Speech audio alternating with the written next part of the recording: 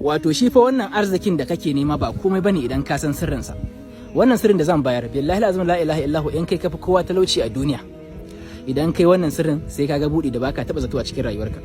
Ana yin sirrin da asuba, a karkai magana da kowa, karka ci komai, kar hankalinka ya koma kan komai, ko da waya karka ma nemi wayarka sai ka gama.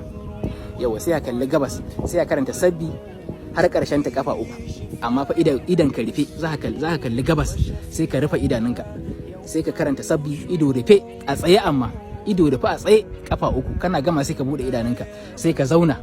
Idan ka zauna sai ka karanta istighfari kafa 100, la ilaha illallah. Idan ka zauna sai ya karanta istighfari kafa 100, la ilaha illallah kafa 100, subhanallahi walhamdulillahi wa la ilaha illallah, Allahu akbar kafa 100. Sai ka yi addu'a, sai ka shafa, sai ka tashi. Idan ka tashi ka tabbatar da cewa kana da zakara, sai ka je ka samu ka yanka zakara. Kafin kai magana da kowa sai ka yanka zakara. Insha Allah wannan idan kai wannan zakaran nan sai a gyara shi in gari ya waye, sai a ci a gidanka kawai, alhamdulillah. To insha Allah wannan za ka ga ikon Allah, za ka ga buɗi ta ko'ina, buɗi da ko'ina, daga inda baka zato, from any corner za ka da ganin buɗi ta ko'ina insha Allah. Wanda ya lakin ya yi comment da sallallahu alaihi wasallam, ya yi sharing domin yan uwa su amfana, shi maka bai wasarin ya je ya jarraba.